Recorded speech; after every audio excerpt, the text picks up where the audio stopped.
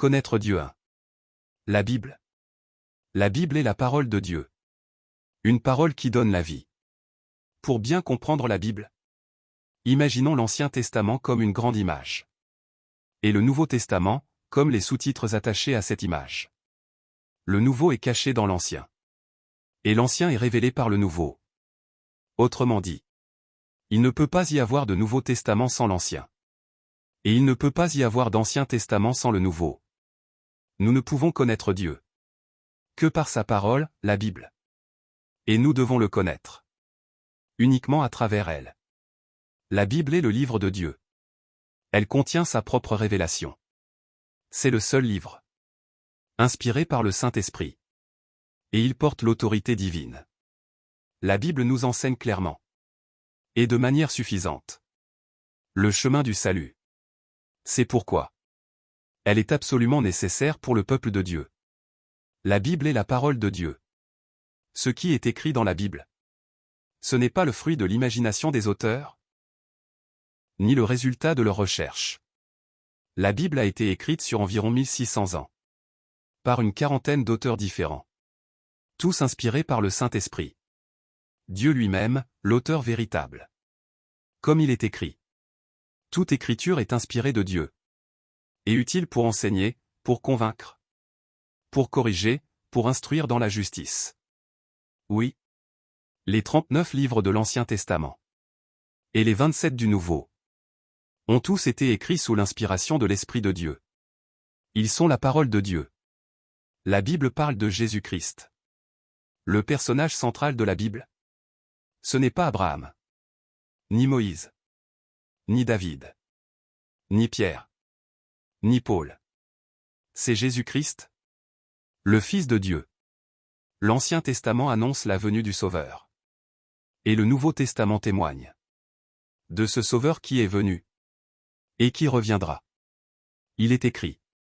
Et, commençant par Moïse et par tous les prophètes, il leur expliqua dans toutes les Écritures ce qui le concernait. Et encore, il faut que s'accomplisse tout ce qui est écrit de moi. Dans la loi de Moïse, dans les prophètes et dans les psaumes. Philippe dit: Nous avons trouvé celui dont Moïse a parlé dans la loi, et dont les prophètes ont écrit. Jésus de Nazareth, fils de Joseph. Et Jésus dit: Vous sondez les Écritures, car vous pensez avoir en elles la vie éternelle. Or, ce sont elles qui rendent témoignage de moi. Oui. Jésus lui-même a dit que la Bible parle de lui. La Bible, c'est une seule histoire. Du commencement du royaume de Dieu à la création, jusqu'à son accomplissement à la fin. Et le personnage principal de cette histoire, c'est Jésus-Christ. Par sa première venue, le royaume de Dieu a été restauré. Et par sa seconde venue, il sera pleinement accompli. La Bible est la parole du salut. Elle raconte l'histoire du salut que Dieu a accompli par son Fils, Jésus-Christ. Jésus a fait encore, en présence de ses disciples, beaucoup d'autres signes qui ne sont pas écrits dans ce livre. Mais ceux-ci ont été écrits afin que vous croyiez que Jésus est le Christ, le Fils de Dieu, et qu'en croyant, vous ayez la vie en son nom. Et Paul écrit: Tu connais les saintes lettres, qui peuvent te rendre sage en vue du salut, par la foi en Jésus-Christ. La Bible est la parole de vie. Les croyants, sauvés par la grâce de Jésus-Christ, doivent tenir fermement à la Bible, la parole de Dieu, comme à leur propre vie. Moïse a dit: Appliquez votre cœur à toutes les paroles que je vous déclare aujourd'hui. Car ce n'est pas une parole vaine pour vous, c'est votre vie. Et les anges dirent aux apôtres: Allez, tenez-vous dans le temple, et annoncez au peuple toutes les paroles de cette vie. Parce que la Bible est la parole de Dieu. Elle est vie. Pour le peuple de Dieu, vivre selon la parole, c'est être vraiment vivant. Mais ne pas vivre selon la parole, c'est comme être mort. Car la parole de Dieu est vie. C'est pourquoi la Bible est notre nourriture spirituelle. Jésus dit: L'homme ne vivra pas de pain seulement, mais de toute parole qui sort de la bouche de Dieu. La Bible est absolument essentielle à la croissance spirituelle de ceux qui sont nés de nouveau. Ceux qui sont nés de nouveau doivent grandir et mûrir par la parole de Dieu. La Bible est la parole de vérité. La Bible proclame que Dieu, Jésus-Christ et le Saint-Esprit sont la vérité. Je remets mon esprit entre tes mains. Délivre-moi, Éternel, Dieu fidèle. Jésus répondit. Je suis le chemin, la vérité et la vie. Nul ne vient au Père que par moi. Quand viendra le défenseur, que je vous enverrai de la part du Père, l'Esprit de vérité qui vient du Père, il rendra témoignage de moi. Sanctifie-les par ta vérité, ta parole est la vérité. La Bible est la parole vivante. La parole de Dieu est vivante et agissante. Elle pénètre en profondeur, jusque dans les pensées et les intentions du cœur.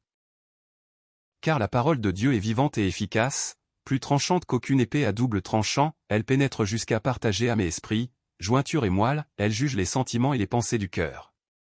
La parole de Dieu n'est pas une histoire morte. Ce n'est pas simplement un récit ancien sur Israël. C'est une parole vivante aujourd'hui et pour toujours. Ce n'est pas seulement avec vous que je conclus cette alliance, mais aussi avec ceux qui ne sont pas ici aujourd'hui. La Bible est une arme pour le combat spirituel. Seule la Bible permet de discerner la vérité du mensonge, le bien du mal. C'est notre arme spirituelle dans le combat. Revêtez-vous de toutes les armes de Dieu, afin de pouvoir résister dans le jour mauvais. Tenez donc ferme, ayez à vos reins la vérité pour ceinture. Revêtez la cuirasse de la justice.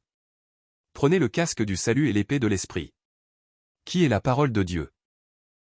Quand les croyants s'attachent à la parole de Dieu comme à leur vie, ils marchent avec Jésus-Christ, la parole faite chair. Ce qui était dès le commencement, ce que nous avons entendu, ce que nous avons vu de nos yeux, ce que nous avons contemplé et que nos mains ont touché. Concernant la parole de vie.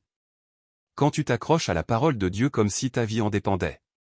D'abord, tu découvres la grandeur de Dieu et l'immensité de son amour. Ensuite, tu prends conscience de notre rébellion. Même si nous sommes appelés son peuple. Enfin, tu comprends à quel point la grâce de Jésus-Christ est grande. Lui qui a ouvert un chemin. Pour que nous, pécheurs, soyons unis à un Dieu saint. Toute écriture est inspirée de Dieu. Et utile pour enseigner, pour convaincre, pour corriger, pour instruire dans la justice. Afin que l'homme de Dieu soit formé et équipé pour toute œuvre bonne. La parole de Dieu nous aide à vaincre le péché. Nous sommes sauvés par la grâce de Jésus-Christ. Mais nous restons pécheurs. Et nous ne pouvons vaincre le péché par nos propres forces. Mais nous pouvons le vaincre par la plénitude du Saint-Esprit et par la plénitude de la parole. Comment le jeune homme rendra-t-il pur son sentier? En se dirigeant d'après ta parole. C'est pourquoi le chrétien doit s'attacher à la Bible comme à sa vie. Nous devons nous accrocher à la parole de Dieu comme à notre propre vie. Nous devons prier sur la base de la parole. Nous devons obéir à la parole. Nous devons nous servir de la parole comme norme pour éviter le péché.